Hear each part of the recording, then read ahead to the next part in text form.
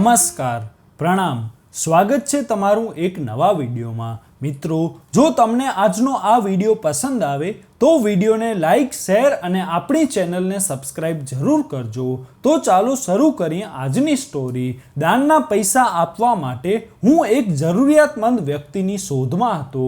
પછી મારી માં મારા સ્વપ્નમાં આવી અને તેણે મારી બહેનની મદદ કરવા કહ્યું। પરંતુ આશ્ચર્યજનક વાત એ હતી કે મારી બહેન ખૂબ અમીર અને સુખી હતી। પછી જ્યારે અચાનક હું એક દિવસ બહેનના ઘરે ગઈ ત્યારે મારી બહેનને જોયા પછી હોશ ઉડી ગયા, કારણ કે તે દિવસની વાત છે જ્યારે દિવાળીના છેલ્લા દિવસો ચાલી રહ્યા હતા। શહેરના બજારોમાં રોશનીના મેળા હતા, દરેક જગ્યાએ એક ચહેલ પહેલ હતી, દુકાનોમાં ભીડ હતી। તે દિવસે હંમેશાની જેમ પૂજા પછી હું મારા ઓરડા તરફ ગઈ। હાથમાં એક કેલ્ક્યુલેટર હતું। પછી ગણતરી કરી અને હાથમાં જે રકમ બહાર આવી તે લગભગ 2,50,000ની હતી। હૃદયે વિચાર્યું કે આ વખતે તે જરૂરિયાતમંદોને આપવી જોઈએ જેનું ભાગ્ય બદલાઈ જાય। મેં મારા હૃદયમાં કેટલાક નામો વિચાર્યા, પરંતુ કોઈ પર હૃદય આવ્યું નહીં। તેથી મેં ફાઇલ બંધ કરી દીધી અને થાકીને પલંગ પર સૂઈ ગઈ। તો રાત્રે અજીબ વિચાર આવ્યો। હું અંધારા રૂમમાં બેઠો છું, ઓરડાની ચારે બાજુ ઉદાસી હતી અને અચાનક દરવાજો ખુલે છે અને મારી માં, જે હવે આ દુનિયામાં નથી, તે ધીરે ધીરે આવે છે। તેનો ચહેરો થાકેલો છે અને આંખો નમ છે। હું તેના પગ પાસે બેસું છું, પરંતુ તેઓ મારી તરફ જોતા નથી। હું અસ્વસ્થ થઈ અને તેને પૂછું છું, માં, બધું બરાબર છે? પરંતુ તેણે એટલું જ કહ્યું કે દેવદાનની રકમ તારી બહેન અંજલિને આપ, તે જરૂરિયાતમંદ છે। તેના અવાજમાં પીડા હતી। હું હજુ કંઈક કહેવા જઈ રહ્યો હતો કે મારી આંખ ખુલી। ઓરડામાં અંધારું હતું, પંખો ચાલતો હતો, પરંતુ હૃદય મોટેથી ધબકતું હતું, કપાળ પર પરસેવો હતો ને માનો ચહેરો મગજમાં સ્થાયી હતો।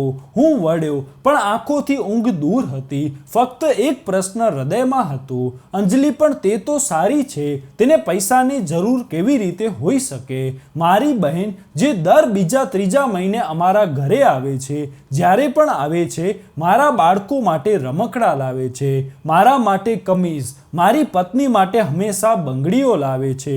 તે હસતી હોય છે અને કહે છે, ચિંતા કરીશ નહીં ભાઈ, ભગવાને આપેલું બધું છે। મને યાદ છે છેલ્લી વખત તે આવી ત્યારે મેં જમવાનું કહ્યું હતું તો કહ્યું, ભાઈ ભૂખ નથી, પણ તેની આંખોમાં ઉદાસી હતી, જેમ તે કંઈક કહેવા માંગે છે।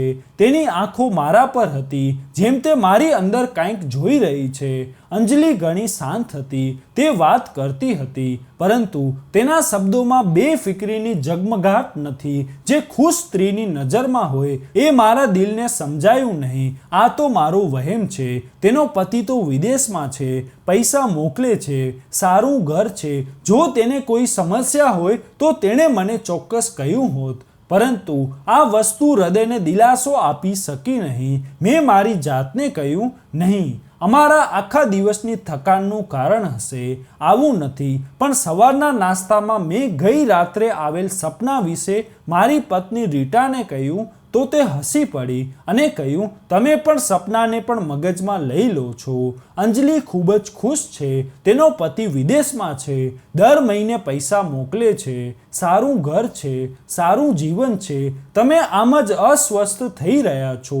મેં આ વાત અહીં પૂરી કરી, પરંતુ દિલમાં તે જ વાત હતી કે અંજલિને પૈસા આપવા। દિવસ પસાર થતો ગયો, હું ઓફિસે ગયો, ત્યાં કામ કર્યું, પણ સાંજે તે જ સ્વપ્ન ફરીથી આવ્યું। તે જ ઓરડામાં માં પણ આંખો નમને કહેવું, દાન અંજલિને આપ। હવે હું ખરેખર બેચેન હતો। તે જ સ્વપ્ન, અને તે પણ ખૂબ જ સ્વચ્છતા સાથે। ખરેખર કંઈક છે જે મારી આંખોથી છુપાયેલું છે। શું હું મારી બહેનને સમજી શક્યો નહીં? શું તે કોઈ સમસ્યામાં છે અને હું તે જોઈ શકતો નથી, અથવા તેને જોવા માંગતો નથી? આખી રાત બાજુ બદલતો રહ્યો। મેં કંઈક કરવાનું નક્કી કર્યું, પોતાને વચન આપ્યું હતું। હવે હું ફક્ત વાસ્તવિકતા પર ધ્યાન આપીશ। સવારના નાસ્તામાં રીટાએ ફરીથી તે જ વાતનું પુનરાવર્તન કર્યું કે અંજલિ ખુશ છે, જ્યારે પણ તે આવે છે તે કંઈક લાવે છે. ખરેખર આ વાત સાચી હતી. કેટલીક વાર તે બાળકો માટે રમકડા લઈ આવતી હતી. કેટલીક વાર મારા માટે શર્ટ અને પત્ની માટે બંગડીઓ તે બાળકો સાથે હસતી અને પછી હંમેશા જવા સમયે કહેવું કે ભાઈ, હું ભગવાનની આભારી છું, બધું સારું છે. મનુષ્ય તેમના આરામદાયક વિચારોમાંથી બહાર આવવા માંગતો નથી, અને જો બધું સારું લાગે છે તો આપણે ઘણીવાર વાસ્તવિકતા જોવા માંગતા નથી. અંજલિનો હસતો ચહેરો, સારા કપડાં અને તેના અતિથિને માન આપવું અથવા આદર આપવું, આ બધું સાથે મળીને હું એક મજબૂત ચિત્ર બનાવતો હતો કે તે ખુશ હતી, તેને કંઈ પણની જરૂર નથી. પરંતુ હવે જ્યારે હું હૃદયથી આગલી મુલાકાત વિશે વિચારું છું ત્યારે બધું બદલાતું લાગે છે. રાત્રે સૂતા પહેલાં જ્યારે મેં અંજલિની તસવીર જોઈ ત્યારે તેના હોઠ પર ખુશી હતી, પરંતુ આંખો હજી પણ ખાલી ખાલી દેખાતી હતી. માના શબ્દો અને અંજલિનો ચહેરો બધા મારા હૃદય પર અથડાતા હતા. મેં લાંબો શ્વાસ લીધો પણ સૂઈ શક્યો નહીં. હૃદયમાં ખાલીપણું હતું, જેમ કે કોઈ પ્રશ્ન વારંવાર દરવાજો ખટખટાવતો હતો કે તમે તમારી બહેનને ફક્ત બહારથી જોઈ છે કે અંદરથી પણ. તેથી મેં મારી જાતને વચન આપ્યું કે આ સ્વપ્ન માત્ર એક સંયોગ હોઈ શકતું નથી. માની આંખોમાં આંસુ, તેમના શબ્દો અને અંજલિનું મૌન જોઈ મેં નક્કી કર્યું કે હું સત્ય જાણીને જ રહીશ, અને સત્ય ક્યારે સરળ હોતું નથી. હવે આ સ્વપ્ન કોઈ નાની વાત ન હતી. સવારની પૂજા પછી હંમેશાની જેમ ટેબલ પર ચા અને પરાઠા રીટાએ રાખી દીધા હતા. હું શાંતિથી બેઠો હતો. મારી તરફ જોતા તેણે કહ્યું, શું થયું? તમે કેમ આટલા મૌન છો? મેં નરમાશથી કહ્યું, તે જ સ્વપ્ન આવ્યું હતું. તો રીટાએ કર્યું, હે ભગવાન, માના સપના દરરોજ આવવા લાગ્યા છે, પણ અંજલિ વિશે તમે શા માટે આટલી ચિંતા કરો છો? તે ખરેખર ઠીક છે.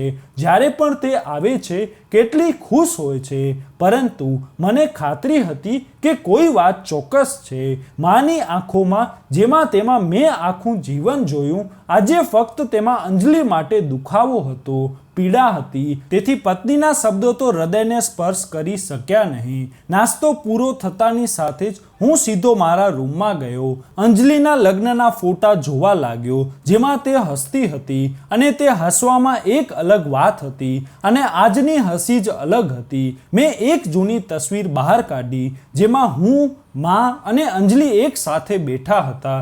મને લાગ્યું, શું હું ખરેખર મારી બહેનને ઓળખી શક્યો નથી? શું મેં ઈરાદાપૂર્વક સત્યની અવગણના કરી? રાત પડતા રીટાએ બાળકોને સુવડાવ્યા અને પોતે પણ સૂઈ ગઈ. મેં ઓરડાના પ્રકાશને બંધ કરીને બારીની નજીક જોયું. બહાર મૌન હતું, પણ ક્યાંકથી કૂતરાના ભસવાનો અવાજ આવતો હતો.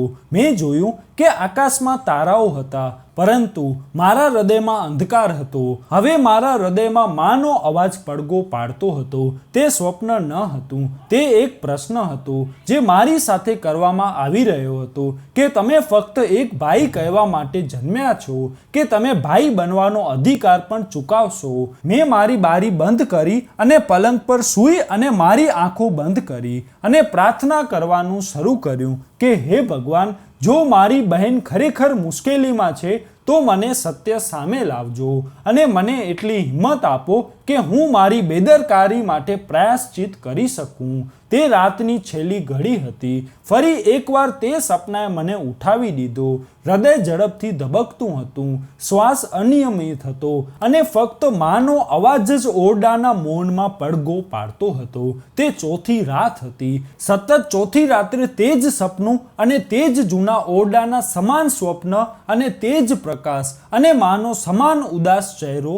પરંતુ આ વખતે તેના શબ્દો બદલાયેલા હતા. આજે તે વિનંતી નહીં પણ ફરિયાદ કરી રહી હતી કે તે સાંભળ્યું નથી કે તું અંજલિના આંસુ જોતો નથી. દેવ, મારી દીકરીનો અવાજ સાંભળ. તમે આ બધું જાતે સમજી જશો. હું આવતીકાલ સુધી મૌન બેઠો હતો, પણ હવે એવું લાગતું હતું કે કોઈએ છાતી પર ભાર મૂક્યો હોય. મેં ઓશિકા નીચેથી મોબાઈલ કાઢ્યો. ટાઈમ જોયો તો 3:30 વાગ્યા હતા. જીભ મૌન હતી. પરંતુ હૃદય સતત ફક્ત એક જ પ્રાર્થના કરતું હતું કે ભગવાન સત્ય સામે આવે. તેથી તે સવારે મેં નક્કી કર્યું કે આજે હું ચોક્કસ અંજલિને કોલ કરીશ. હું આ અંધકારમાં જીવી શકતો નથી. માના 4 વખતની ફરિયાદ પર ધ્યાન ન આપું હવે તો તે ગુનાની સમાન હતું. રીટા હંમેશાની જેમ નાસ્તાના ટેબલ પર હાજર હતી, તેમજ હંમેશાની જેમ હસતી હતી, બાળકોની વિનંતી સાંભળી રહી હતી. પરંતુ મારું મૌન તેને વિચિત્ર લાગ્યું. તેણે પૂછ્યું, ફરી તે જ સ્વપ્ન આવ્યું? મેં હામાં માથું હલાવ્યું. તેણે કહ્યું, તમે કારણ વિના સપના પાછળ ફરો છો. અંજલિએ ક્યારેય કોઈ ફરિયાદ કરી નથી. મેં તેને સાંભળી પણ તેની વાત અવગણી નાખી. બપોરે ઓફિસમાં કામ કરતી વખતે આંગળીઓ તો કીબોર્ડ પર દોડી રહી હતી, પરંતુ ધ્યાન બીજે ક્યાંક હતું. ધબકારા ફરી એકવાર ઝડપી થઈ ગયા હતા. મેં તરત ફોન ઉપાડ્યો અને અંજલિના નંબર પર ડાયલ કર્યું. કોલ ઘણા સમય સુધી વાગ્યો. પછી તેણે ઉપાડ્યો. હેલો ભાઈ, તે જ નરમ અવાજ હતો. હેલો અંજલિ. મેં સ્મિતને છુપાવતી વખતે પૂછ્યું, બધું સારું છે? તેણે કહ્યું, ભગવાનનો આભાર ભાઈ, બધું સારું છે. તેનો જવાબ હંમેશા એ જ હતો, પરંતુ તેના સ્વરમાં કંઈક એવું હતું જે હું અનુભવી શકતો હતો, પરંતુ શબ્દો તે છુપાવવાનો પ્રયાસ કરી રહી હતી. મેં તેની સાથે વધુ વાત કરવાનો પ્રયાસ કર્યો, પણ તે કહેવા લાગી, ભાઈ તમારા દિવસને બગાડશો નહીં. ભાઈ હું પછી વાત કરું છું, બાળકોને જોવા છે. બાય. પરંતુ હવે હૃદય વધુ બેચેન થઈ ગયું હતું. હું ઓફિસની બારીની નજીક ઊભા રહીને બહારના રસ્તા પર જોતો હતો. લોકો તેના કામમાં વ્યસ્ત હતા. કોઈને પણ કોઈના દુઃખની ચિંતા નહોતી. પરંતુ મેં મારી જાતને પૂછ્યું, શું મારે ખરેખર તેના પર વિશ્વાસ કરવો જોઈએ? કારણ કે તે કહે છે કે બધું સારું છે. ઓફિસથી છૂટ્યા પછી મેં રસ્તાની બાજુમાં ચાલતી વખતે ખિસ્સામાં મારો હાથ મૂક્યો અને તે પરબડિયું કાઢ્યું, જેમાં દાનની રકમ 2.5 લાખ હતી. મેં તેની તરફ કાળજીપૂર્વક જોયું કે જાણે હું તેને પહેલીવાર ઓળખી રહ્યો છું. હવે તે માત્ર એક દિવસની જવાબદારી જ નહોતી. મારી માની ફરિયાદ, મારી બહેનનું મૌન અને મારી જવાબદારીનો ભાર હતો. હું ઘરે ગયો તો મુખ્ય રૂમમાં મારી પત્નીએ કહ્યું, મેં નિર્ણય લીધો છે કે હું આ રકમ અંજલિને આપીશ. પણ તે કંઈ પણ બોલી નહીં. કદાચ મારા અવાજની તીવ્રતાએ તેને શાંત કરી દીધી. હું ઓરડામાં ગયો અને તે જ પરબડિયું ટેબલ પર મૂક્યું. તે દિવસે સાંજ સામાન્ય દિવસો જેવી હતી, પરંતુ મારી અંદરની લડાઈ પૂરી થઈ ગઈ હતી. રાત્રે સૂતા પહેલા ફરી એકવાર આ સપનું આવ્યું, પણ આ વખતે દ્રશ્ય બદલાઈ ગયું હતું. હવે ત્યાં કોઈ જૂનો રૂમ ન હતો. આ વખતે માં એક બગીચામાં ઊભી હતી અને તેના હાથ આશીર્વાદ માટે હતા, અને આ વખતે તેમના ચહેરા પર ખુશી હતી. હું સપનામાં તેની નજીક ગયો તો તે હસી અને કહ્યું, હું તારી આભારી છું દેવ કે તે અંજલિની તકલીફ સમજી આટલું કહી માં ચાલી ગઈ. પરંતુ પ્રથમ વખત હૃદય હળવું થઈ ગયું હતું, જાણે કંઈક બોજ જ હતો જે ઉતરી ગયો હતો. હવે આગળનું પગલું તે દરવાજા પર જવાનું હતું, જેના પાછળ અંજલિનું મૌન છુપાયેલું હતું. બીજા દિવસે સવારે મેં શાંતિથી નાસ્તો કર્યો. રીટા મારો વિચાર સમજી ગઈ હતી, તેથી મને ધ્યાનમાં લેતા કોઈ પણ પ્રશ્ન વિના પ્રથમ વખત બોલી, ચાલો દેવ, આજે અંજલિના ઘરે જઈએ. તમારું હૃદય પણ સારું રહેશે. મેં હમણાં જ હામાં માથું હલાવ્યું. કોઈ ચર્ચા કરી નહીં, પણ હૃદયમાં ઘણા સવાલ હતા. લોકો દિવાળીની તૈયારીમાં વ્યસ્ત હતા. દુકાનોની બહાર લાંબી કતારો હતી, પરંતુ મારા હૃદયની દુનિયા એકદમ ખાલી હતી. જ્યારે અમે તે શેરીમાં પહોંચ્યા ત્યારે મારા ધબકારા વધુ તીવ્ર બનતા ગયા. મેં કાર રોકી, પત્નીએ દુપટ્ટો બરાબર કર્યો અને અમે બંને ધીમે ધીમે દરવાજા તરફ ગયા. થોડી ક્ષણો પછી પ્રેમથી અંજલિની સાસુએ દરવાજો ખોલ્યો અને કહ્યું, અરે આવો દેવ દીકરા, અને વહુ પણ સાથે આવી છે. અંજલિની સાસુના ચહેરા પર એ જ જૂની ખુશી હતી. અમે અંદર ગયા તો એક સરસ આસન પાથરેલું હતું, દિવાલો પર તાજો પેન્ટ હતો અને અંદર એર ફ્રેશનરની સુગંધ આવી રહી હતી. થોડી વાર પછી અંજલિ પણ અંદર આવી. તેણે હળવા સફેદ રંગના કપડાં પહેર્યા હતા, વાળ સારી રીતે બંધાયેલા હતા અને હોઠ પર સ્મિત હતું. હેલો ભાઈ ભાભી, તેણે કહ્યું. પત્નીએ તેને ગળે લગાવી. અમે ડ્રોઈંગ રૂમમાં બેઠા. નાસ્તાની પણ વ્યવસ્થા કરવામાં આવી. અંજલિના 2 બાળકો પણ નજીક આવ્યા અને બેઠા. હાથમાં ચોકલેટ, ચહેરા પર ખુશી, સ્વચ્છ કપડાં, નિર્દોષ હાસ્ય. મારી પત્નીએ અંજલિને બાળકોની શાળા વિશે પૂછ્યું અને તે પણ હળવાશથી હસી બધું કહેતી રહી. દેખાતી રીતે બધું સામાન્ય હતું, એવું કંઈ ન હતું કે કોઈ પણ મુશ્કેલી સૂચવે, પણ હું હજુ પણ શાંતિથી અંજલિ તરફ જોતો હતો. તેના શબ્દો બહારથી બરાબર લાગતા હતા, પરંતુ તેની આંખો કંઈક બીજું કહેતી હતી. તે આંખ જે એક સમયે ચમકતી રહેતી, હવે ઘણી વાતો છુપાવવાનો પ્રયાસ કરી રહી હતી. જ્યારે તે મારી સાથે વાત કરતી ત્યારે નજર ઊંચી રાખીને નહીં પણ નીચે જોતા જવાબ આપતી. તેના અવાજમાં એક વિચિત્ર થાક પણ હતો જે સાંભળતા લોકોને પણ થકાવી દે. રીટાએ મારા ખંભાને હલાવ્યો અને ધીરે ધીરે કહ્યું, જુઓ, બધું બરાબર છે ને? અને બાળકોની સ્થિતિ પણ સારી છે. મેં તેની વાત સાંભળી પણ હૃદય સ્વીકારવા માટે તૈયાર ન હતું. કોઈએ સાચું કહ્યું છે કે ફક્ત દુઃખો આંખો બયાન કરે છે. થોડા સમય પછી અંજલિએ પૂછ્યું, ભાઈ, તમે કેટલો સમય બેસશો?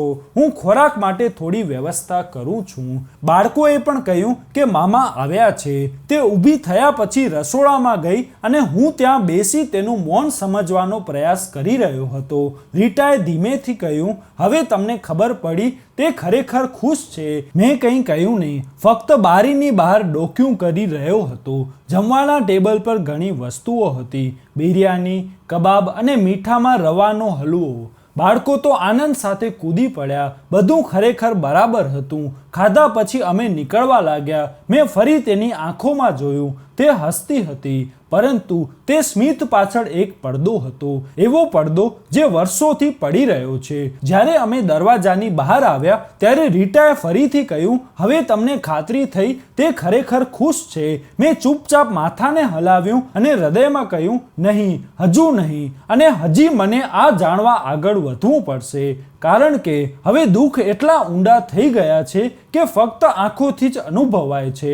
અને મારું હૃદય આજે પહેલી વાર રડતું હતું. ઘરે જતા સમયે રીટા અંજલિ વિશે જ વાતો કરતી રહી. અંજલિની અતિથિ નવાજી, બાળકોના સંસ્કાર, પરંતુ મારા કાન શૂન્ય હતા. હૃદયમાં કોઈ અન્ય મૂંઝવણ અટવાઈ ગઈ હતી. જલ્દી કાર ઘરના દરવાજે અટકી ગઈ. મેં ચાવી લગાવી અને દરવાજો ખોલ્યો અને શાંતિથી અંદર ગયો. બાળકો દોડી આવ્યા. પૂછ્યું, પપ્પા, ફઈએ કંઈ કહ્યું? ખોરાકમાં શું હતું? અમે ક્યારે જાશું તેના ઘરે? ત્યારે મેં પ્રેમથી તેના માથા પર હાથ ફેરવ્યો અને હસ્યો અને કહ્યું, થોડા દિવસોમાં ફરી જશું. પત્નીએ બાળકોને સંભાળવાનું શરૂ કર્યું અને હું મારા રૂમમાં ગયો અને દાનની રકમ ત્યાં રાખી દીધી જ્યાં પહેલાં પડી હતી. બીજા દિવસે જીવન તો સામાન્ય રીતે ચાલતું હતું, પરંતુ મારી અંદર એક વિચિત્ર બેચેની હતી. દિવસો વીતી ગયા. દિવાળી નજીક આવી રહી હતી. રસ્તા સુંદરતામાં શહેર ઝગમગી રહ્યું હતું. શેરીઓમાં લાઇટ્સ, બજારોમાં બધા રંગોની વચ્ચે હું એક વિચિત્ર નિસ્તેજ અનુભવી રહ્યો હતો. રીટાએ બાળકોના દિવાળીના કપડાની સૂચિ બતાવી. મેં કંઈ પણ બોલ્યા વિના ખરીદી કરવાનું કહ્યું. જ્યારે દરેક લોકો દુકાન પર ઊભા ખરીદી કરી રહ્યા હતા તો હું તે બધામાં એકદમ અલગ હતો. બજારમાંથી પાછા ફરતી વખતે રીટાએ કહ્યું કે બાળકોની ખરીદી પૂર્ણ થઈ. હવે તમારે તમારા માટે કપડાં પણ જોવા જોઈએ. મન તો ન હતું, પણ 2 કપડાં ખરીદી લીધા. તો પણ મારું હૃદય તે પરબીડિયામાં ફસાઈ ગયું હતું. રાત્રે હું ટેરેસ પર બેઠો. આકાશમાં તારાઓ હતા. ઠંડી હવા ચાલતી હતી, પણ હૃદયની ગરમી અલગ હતી. દાનની રકમ, માનું સપનું અને બહેનનું મૌન, આ બધું એક દોરી સાથે બંધાયેલું હતું. અને હું દેવ જે ફક્ત વિચારી રહ્યો હતો. મેં આજ સુધી કોઈ પગલું ભર્યું ન હતું. લાંબા સમય પછી મને સમજાયું કે સત્ય સુધી પહોંચવાનો હેતુ ફક્ત જાણવાનું જ નહીં, પણ તેનો અમલ કરવાનું હોય છે. હું નીચે આવ્યો, પલંગ પર સૂઈ ગયો. ઊંઘ તો આવી પણ શાંતિ નહોતી. આજે માં સપનામાં આવી ન હતી, પરંતુ ત્યાં એક અંધારો ઓરડો હતો અને તે ઓરડાના દરવાજાની પાછળ હતી અંજલિની રડવાની ચીસો. અને હું દરવાજો ખોલવા માંગતો હતો, પણ મારા હાથ અટકી રહ્યા હતા. કેટલીક શક્તિ મને પાછળ ખેંચી રહી હતી. મેં ચીસ પાડી, મને જવા દો, હું તેને બચાવવા માંગુ છું. પણ મારો અવાજ સાંભળવા માટે કોઈ ન હતું. સવારે મારી આંખ ખુલી. વિચાર્યું કે હવે હું મૌન રહી શકીશ નહીં. સત્ય સાંભળવા અને અંજલિના દરવાજા પર જઈને સત્ય કહેવા માટે હું તૈયાર હતો. પછી હૃદયમાં જન્મેલી નવી ભાવનાએ મને રોક્યો. આ લગભગ થોડા વર્ષ પહેલાની વાત છે, જ્યારે પિતા મૃત્યુ પામ્યા હતા. જ્યારે પિતાના વારસાનો સમય આવ્યો ત્યારે હું ઊંડા આર્થિક સંકટ સાથે સંઘર્ષ કરી રહ્યો હતો. મારો વ્યવસાય અટકી ગયો હતો અને દેણા વધતા જતા હતા અને બધા દરવાજા બંધ હતા. તે સમયે મેં મારી બહેન અંજલિને એક બાજુ લઈ જઈ અને તેને મારી પરિસ્થિતિને ધીમા સ્વરમાં કહી. મારા અવાજમાં એક કમકમી હતી કારણ કે હું ખૂબ કમજોર લાગતો હતો. એક ભાઈ જે તેની બહેનની સામે લાચાર બની ગયો હતો. અંજલિએ મને કાળજીપૂર્વક સાંભળ્યો. પછી સહેજ હળવા સ્મિત સાથે કહ્યું, ભાઈ, મારો સૌથી મોટો વારસો તમે છો અને જો મારા ભાગથી તમારો બોજ હળવો થાય તો તે ભાગ મારો નથી. તે સમયે મને લાગ્યું કે જાણે કોઈએ મારા પરનો બોજ દૂર કર્યો છે. મેં ભગવાનનો આભાર માન્યો, અંજલિને દુઆ આપી અને તે ક્ષણ મારા માટે વરદાન કરતાં ઓછું ન હતું. પરંતુ હું ભૂલી ગયો કે સમયસર કેટલાક વરદાન પરત કરવું પણ ફરજ છે. હવે વર્ષો પછી જ્યારે મારું જીવન ફરીથી સારું છે, વ્યવસાય સારો છે, ઘરના બાળકોને સારું શિક્ષણ મળી રહ્યું છે, વાહનો, આરામ બધું છે, તો હું એક ક્ષણ ભૂલી ગયો હતો કે જે એક સમયે જે મારા જીવનનો સહારો બની ગયો હતો, તો અંજલિએ ફક્ત તેનો ભાગ આપ્યો ન હતો, પરંતુ એક રસ્તો ખોલ્યો હતો, મોટું બલિદાન આપ્યું હતું અને હું ક્યારે બલિદાન તરફ ફરીને જોયો નહીં, તેને પરત કરવાનો ઈરાદો કર્યો નહીં. હવે આ વિચાર મારા હૃદયમાં આવી રહ્યો હતો. મેં વચન આપ્યું હતું કે પરિસ્થિતિ સારી હશે તો બધું પાછું આપી દઈશ. પરંતુ વાસ્તવિકતા તો એ છે કે પરિસ્થિતિમાં સુધારો થયા પછી હું તે વચન જ ભૂલી ગયો. જ્યારે સવાર પડી ત્યારે હૃદયમાં એક નક્કર નિર્ણય હતો. હવે દાનની રકમ નહીં, હું અંજલિનો અધિકાર પણ પાછો આપીશ. તે સન્માન પાછું આપીશ જે એક ભાઈની ફરજ છે. રીટાએ સવારના નાસ્તામાં પૂછ્યું, તમે આજે ખૂબ મૌન દેખાવ છો, બધું સારું છે? પ્રથમ વખત મેં નજર ઉપાડી અને કડક સ્વરમાં કહ્યું, આજે હું અંજલિનો અધિકાર પાછો આપીશ. માત્ર દાનની રકમ જ નહીં, પણ તે ભાગ પણ જે તેને મારા માટે ખાલી કરી દીધો હતો. પત્ની આશ્ચર્યમાં હતી, પરંતુ કંઈ પણ કહ્યું નહીં, ફક્ત માથું હલાવ્યું. મેં તે કાગળો કાઢ્યા જે આવતીકાલથી બંધ રાખવામાં આવ્યા હતા. મેં તે બંધ સામે રાખી. મેં અંજલિના સમયનું અનુમાન લગાવ્યું, નક્કી કર્યું કે ફક્ત તે પાછું આપવામાં આવશે નહીં, પરંતુ તેના બાળકો માટે એક નવું માધ્યમ બનાવવામાં આવશે. હવે તે સમય હતો કે મારે ફક્ત ભાઈ કહેવાનું નથી, પરંતુ ભાઈ બનવાનો અધિકાર ચૂકવવો જોઈએ. અને તે સંબંધનો પાયો માત્ર પ્રેમ નહીં પણ એકાઉન્ટ પણ હોવું જોઈએ. તે રાત નાની હતી પણ અલગ હતી. હવા ઠંડી હતી પરંતુ હૃદયમાં ગરમી હતી. જ્યારે હું રાત્રે પલંગ પર પડ્યો, આંખો બંધ થતાની સાથે જ સપનાની દુનિયામાં ચાલ્યો ગયો. પરંતુ આ સમય દ્રશ્ય પહેલા કરતાં સંપૂર્ણપણે અલગ. હું અજાણ્યા સ્થળે ઊભો છું. ત્યાં ચારે બાજુ ધુમ્મસ છે અને એક પડછાયો મારી તરફ આવી રહ્યો હતો. જલ્દી તે નજીક આવ્યો તો હું સમજી ગયો કે તે તો મારી માં હતી. પરંતુ જેને મેં હંમેશા પ્રેમ અને નરમાશમાં જોઈ હતી, આજે તે અલગ હતી. તેના ચહેરા પર શક્તિ હતી અને આંખોમાં કોઈ આંસુ ન હતા. આ વખતે તેના ચહેરા પર ગુસ્સો હતો, સાચો ગુસ્સો. દેવ, તેનો અવાજ સખત હતો. મારી પુત્રીના આંસુ મને શાંતિ આપતા નથી. તેને નાનપણથી તારા પર વિશ્વાસ કર્યો, તેને યુવાનીમાં તને સહારો આપ્યો અને હવે તું વિશ્વની ચમકમાં ખોવાઈ ગયો. હું કંઈક કહેવા જઈ રહ્યો હતો પણ તેણે હાથ ઊંચો કર્યો અને મને શાંત રહેવાનું કહ્યું. તે મારી પુત્રીને તારી આંખો સામે ચૂપચાપ તડપતી જોઈ અને કંઈ કર્યું નહીં. તેનો હિસ્સો છીનવી લીધો. મારી જીભ તો જાણે બંધ હતી. હું તો ફક્ત રડતો હતો. તેના પગ પાસે બેઠો અને મારી આંખોમાંથી આંસુ વહેવા લાગ્યા. માં, હું ખોટો હતો. હું માફી માંગુ છું. હું બધું આ પાછું આપી દઈશ. હું તેની પાસે માફી માંગીશ, પણ મારી માનો ચહેરો સખત હતો. તે અટકી ગઈ. દૂર જાતા જાતા કહ્યું, જ્યારે તે દરરોજ રાત્રે તેની ચાદરમાં રડતી હતી ત્યારે આ પસ્તાવો કેમ ના આવ્યો? જ્યાં સુધી તમે તમારી બહેનના આંખોથી આંસુ નહીં સાફ કરો ત્યાં સુધી હું તને માફ નહીં કરું.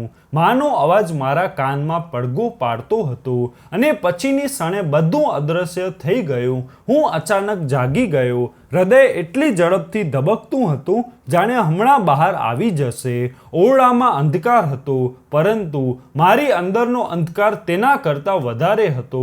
પ્રથમ વખત માએ મારી સાથે આમ વાત કરી. હું સમજી ગયો આ રોષ ત્યાં સુધી સમાપ્ત થશે નહીં જ્યાં સુધી મારી બહેન, જેને વર્ષો પહેલાં તેનો હક મારા વિશ્વાસ પર છોડી દીધો, હું તેને પાછો ન આપી દઉં. હું ઊભો થયો, દિલથી કહ્યું, ભગવાન મને માફ કર. મેં મારી માના દરેક વિશ્વાસને તોડી નાખ્યો છે. હવે હું બધું બરાબર કરી શકું તે માટે મને ખૂબ હિંમત આપો. મેં તે દાનનો કાગળ હાથમાં રાખ્યો અને તેની સાથે બીજું પરબડિયું તૈયાર કર્યું, જેમાં હતી અંજલિના ભાગની રકમ. હવે સમય હતો માની નારાજગી દૂર કરવાનો અને બહેનની આંખોમાંથી આંસુ સાફ કરવાનો. હું ઓફિસ માટે ગયો, પણ માર્ગ પર વિચારતો રહ્યો, અંજલિને શું કહેવું જોઈએ, અંજલિ સાથે કેવી રીતે વાત કરવી, મારે તેની સામે સત્ય કેવી રીતે મૂકવું જે મેં વર્ષોથી દબાવી રાખ્યું હતું. મારા પગલાઓ તેના ઘરે જવા માટે તૈયાર હતા, પરંતુ એક મહત્વપૂર્ણ મીટિંગ આવી ગઈ. મેં મારી જાતને કહ્યું કે હું તેના હાથમાં આજે સાંજે તો બધું સોંપીશ. ઓફિસ પછી હું હંમેશાની જેમ મારી નિયમિત રીતે પસાર થયો ન હતો, પણ લાંબા રસ્તેથી આજે ચાલ્યો હતો અને કદાચ હું મારી આંતરિક ગૂંચવણોને મગજથી સાફ કરવા માંગતો હતો. જ્યારે કાર સિગ્નલ પર અટકી ગઈ ત્યારે મેં જોયું કે એક સ્ત્રી સામે ફૂટપાથ પર બેઠી હતી. તેનો ચહેરો ફાટેલા દુપટ્ટાથી ઢંકાયેલો હતો. તે ત્યાં બેઠેલી હતી. હાથમાં એક વાટકો હતો. મારો હાથ મારા ખિસ્સામાં આપમેળે ચાલ્યો ગયો. મેં તેમાંથી એક નોટ કાઢી અને તેના હાથમાં આપી. તેને તે નોટ વાટકામાં મૂકવાના બદલે તેણે બંને હાથથી પકડી આકાશ તરફ જોયું, ધીમા અવાજમાં કહ્યું, ભગવાન તમને સલામત રાખે, ખુશ રાખે. હું આશ્ચર્યથી તેની તરફ જોતો હતો.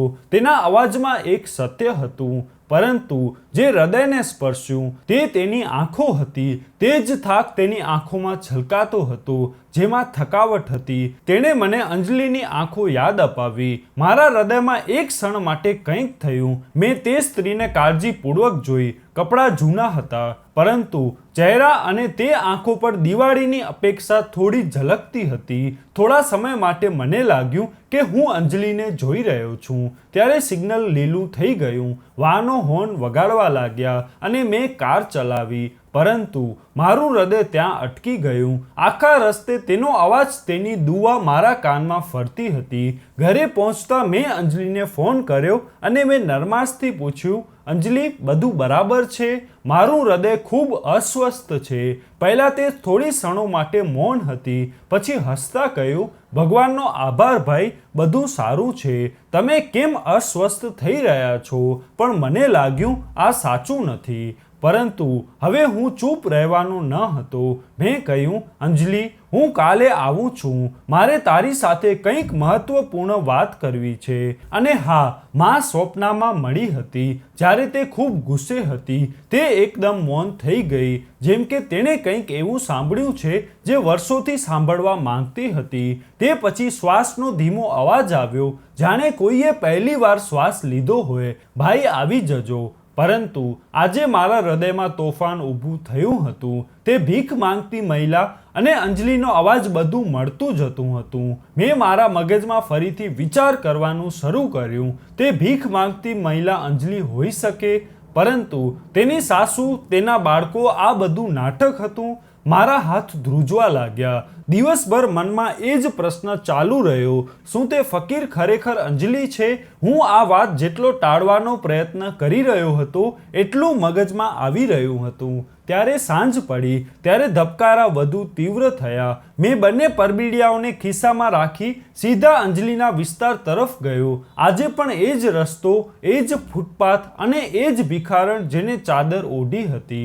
પરંતુ આજે હું મૌન રીતે પસાર થવાનો ન હતો. મેં કાર ત્યાં થોડી અંતરે બંધ કરી દીધી અને ધીમે ધીમે બહાર આવ્યો અને તેનો પીછો કરવાનું શરૂ કર્યું તો તે ભિખારણ એક શેરીમાં વળી અને મારા પગ ચીપકી ગયા. આ અંજલિના ઘરની પાછળની ગલી હતી ને મારી ગતિ ધીમી કરી અને તેણે અંતરથી જોવાનું શરૂ કર્યું. તેણે ધીમે ધીમે એક લાકડાનો જૂનો દરવાજો ખોલ્યો જે સામાન્ય રીતે કોઈની આંખોમાં આવ્યો ન હતો. તે અંદર ગઈ. દરવાજો સંપૂર્ણપણે બંધ ન હતો. મારો શ્વાસ અટકી ગયો. હું ધીરે ધીરે દરવાજા પાસે ગયો અને તેમાંથી જોવા લાગ્યો અને અંદરનું દ્રશ્ય જોઈ મારો જીવ નીકળી ગયો. અંજલિ મારી બહેન અંદર બેઠી હતી. તે ભિખારણ બની ગઈ હતી.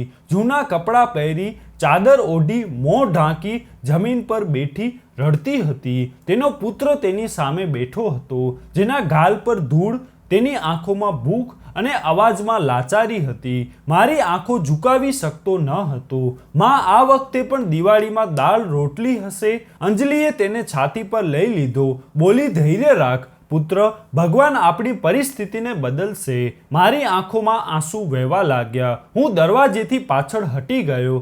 એવું લાગ્યું કે હવે મારું હૃદય તો ચાલતું બંધ થઈ જશે. આ તે અંજલિ હતી જે મારા બાળકો માટે ભેટ લાવતી, જે દર વખતે સ્મિત સાથે મળતી અને કહેતી, ભાઈ બધું સારું છે. આ તે અંજલિ હતી જેના વિશે મારી પત્નીએ કહ્યું કે તેની પાસે કંઈ પણ વસ્તુની કમી નથી. પરંતુ વાસ્તવિકતા તો એ હતી કે તે તેના બાળકોને દાળ રોટલી પર ભીખ માંગીને ખવડાવતી રહી. દિવાળીના દિવસે મારા પગમાં જાણે જીવ ન હતો. હું દિવાલ પાસે બેસીને રડતો હતો. મારી આંખોમાંથી આંસુ વહેવા લાગ્યા. મને યાદ આવ્યું કે જ્યારે તેણે મારા નામે તેની મિલકત કરી હતી તે સમયે તેણે કહ્યું કે ભાઈ, મારે કંઈ પણ નથી જોઈતું, ફક્ત તમે ખુશ રહો. પરંતુ હવે સવાલ એ હતો કે હું કેવી રીતે ખુશ રહું. થોડા સમય પછી મેં જાતે દરવાજો ખટખટાવ્યો. અંદર કેટલીક ક્ષણો મૌન રહ્યું. તે પછી દરવાજો થોડો ખુલ્યો. અંજલિએ મને જોયો. તેનો ચહેરો પીળો પડી ગયો. અંજલિએ ચાદરથી તેના જૂના કપડાં છુપાવવાનું શરૂ કર્યું. ભાઈ, તમે? તે પણ કંઈ બોલે તે પહેલાં હું અંદર ચાલ્યો ગયો. મને જોઈને તેનું બાળક તેની માની પાછળ ડરતી આંખોથી સંતાઈ ગયું. અંજલિ કંઈ પણ કહેવાનો પ્રયત્ન કરી રહી, પરંતુ શબ્દો તેને સાથ આપી શક્યા નહીં. મેં તેને બેસવા માટે ઈશારો કર્યો. કહ્યું, હવે કંઈ ન બોલ અંજલિ, હું બધું જાણું છું. તે મારાથી ઘણું છુપાવ્યું, પણ તારી આંખોએ બધું કહ્યું. તે જોર જોરથી રડવા લાગી. તેની નજીક જતાં મેં પોતાનો હાથ તેના ખંભા પર મૂક્યો અને કહ્યું, હું ગુનેગાર બની તારા સપનામાં આવતો રહ્યો. હું વિચારતો રહ્યો આ બધું માત્ર વહેમ છે, પરંતુ હવે આંખો ખુલી ગઈ છે. અંજલિ, આ તે અધિકાર છે જે તમે ભાઈના પ્રેમમાં બલિદાન આપ્યું છે. હવે હું તેને પાછો આપવા આવ્યો છું. મેં તેની સામે 2 પરબડિયાઓ મૂક્યા અને કહ્યું, આ બધું તમારું છે અને હવે તને આજ નહીં પણ ઇજ્જતથી જીવવાનો અધિકાર પણ મળશે. અંજલિ કંઈ બોલતી ન હતી, પણ તેની આંખોમાંથી આંસુ વહેતા હતા. તે દિવસે હું ફક્ત એક ભાઈ તરીકે અંજલિના ઘરે ગયો ન હતો, પણ એક મનુષ્ય બની અને તેના જીવનમાં ગયો. અંજલિની આંખોથી વહેતા આંસુ તેની વર્ષોની પીડા જાહેર કરતા હતા.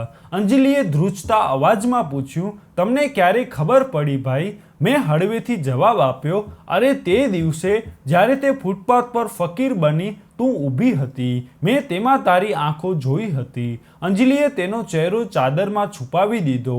વર્ષોથી છુપાયેલ રહસ્ય હવે જાણે રોશનીમાં આવ્યા પછી તેને શરમ આવતી હોય. મેં તેનો હાથ પકડ્યો અને કહ્યું, હવે બધું સમાપ્ત થઈ ગયું છે. હવે તારો ભાઈ જાગી ગયો છે. તેણે કહ્યું, જ્યારે મારા પતિ વિદેશમાં ગયા ત્યારે બધું બરાબર હતું. દર મહિને પૈસા આવતા હતા. ફોન પર વાત થતી હતી. પછી ધીરે ધીરે અંતર વધવાનું શરૂ થયું. પૈસા બંધ થયા. એક દિવસ મને ખબર પડી કે તેઓએ ત્યાં બીજા લગ્ન કર્યા છે. હવે તે મને કંઈ પણ મોકલશે નહીં. મારી સાસુ કહેતી, જો બાળકોનો ઉછેર કરવો છે તો પછી ભીખ માંગો. બધા સામે મીઠી બનતી, પણ પાછળથી મારા સન્માનને કચડી નાખ્યું. અંજલિનો અવાજ ધ્રુજતો હતો. મેં ક્યારેય કોઈને ફરિયાદ કરી નથી ભાઈ, કારણ કે મને ડર હતો ક્યાંક તમે પોતાને ગુનેગાર ન માનો. મેં હંમેશા તમને મોટા માન્યા છે. તમારી ખુશીને મારી ખુશી સમજી છે. મારી આંખોમાંથી આંસુ વહેવા લાગ્યા. મેં તેના માથા પર હાથ રાખ્યો, જાણે હું એક ક્ષણ વર્ષનું અંતર દૂર કરવા માંગતો હતો. તમે બહેન બનવાનો અધિકાર ચૂકવ્યો છે. અંજલિ, હવે મને પણ મારી ફરજ પૂરી કરવા દે. મેં તેના હાથમાં 2 પરબડિયા આપ્યા, જેમાં એકમાં દાનની રકમ અને બીજું પરબડિયું હતું, જેમાં તેના હિસ્સાના ભાગની સંપૂર્ણ ચૂકવણી હતી. મેં કહ્યું, આ બધું તારું છે અને તે છેલ્લું નથી, પરંતુ પ્રથમ પગલું છે. હું તમારા માટે એક ઘર લઈશ. હું બાળકોના શિક્ષણ માટે સંપૂર્ણ વ્યવસ્થા કરીશ અને હવે તને ક્યારેય ભીખ માંગવી નહીં પડે. બહેન, આ મારું વચન છે. અંજલિએ તે કાગળો પકડ્યા, પણ તેની આંખોમાંથી વહેતા આંસુ રોકી શક્યા નહીં. કાશ માં જીવિત હોત, તેનું હૃદય ઠંડુ થાત. હું તેમની પાસે માફી માંગત. મેં આકાશ તરફ જોયું, જાણે હું તેની પાસે માફી માંગુ છું. માએ 4 વખત સપનામાં મને જાગૃત કર્યો હતો, પણ 5મી વખત ગુસ્સે થઈ અને ચાલી ગઈ. પરંતુ તેનું દરેક સ્વપ્ન મારી આંખો ખોલવાનું હતું. ફક્ત બાળકોનો નિર્દોષ અવાજ ઓરડામાં પડઘો પાડતો હતો, જે એક સમયની રોટી માટે તેની માનો ચહેરો જોતા હતા. મેં તેમને ખોળામાં લઈ અને છાતીએ લગાવ્યા અને કહ્યું, આ દિવસ છેલ્લો દિવસ છે જ્યારે તમારા હાથ ખાલી છે. આગલી દિવાળી તમે નવા કપડાં પહેરશો, સારો ખોરાક ખાશો. અંજલિએ માથું નમાવ્યું. કદાચ તે મારો આભાર માનતી હતી, કદાચ તે માની આત્માને સલામ કરી રહી હતી. પરંતુ દરવાજા તરફ જતા હું ફરી વળ્યો અને કહ્યું, અંજલિ, હવે હું તારા આંખોમાં આંસુ જોવા માંગતો નથી. હવે તમે માત્ર એક બહેન નથી, તમે એક ઇજ્જત છો, માં છો અને બધાથી ઉપર મનુષ્ય છો. તમારી દરેક પીડા મારી હતી, જેને મેં વર્ષોથી અવગણી હતી. હવે તે બધું મારા જીવનનો એક ભાગ હશે. જ્યારે હું બહાર આવ્યો ત્યારે આકાશ સ્પષ્ટ હતું. હળવી ઠંડી હવાએ મારા ચહેરાને સ્પર્શ કર્યો, જ્યાં કોઈએ હૃદય પર હાથ મૂકી કહ્યું, માફી કબૂલ થઈ, વાર્તા પૂરી થઈ છે. પરંતુ આ સત્ય છે કે દાન એક રકમ નથી. આ અંતર આત્માના કરજની પહેલી આડ છે અને તેનો પ્રથમ હકદાર તે છે જે આપણી નજીક છે. તો મિત્રો, આજનો આ વિડીયો તમને કેવો લાગ્યો કોમેન્ટમાં જરૂર કહેજો. અને જો વિડીયો પસંદ આવ્યો હોય તો વિડીયોને લાઈક, શેર અને આપણી ચેનલને સબસ્ક્રાઈબ જરૂર કરજો. જય શ્રી કૃષ્ણ.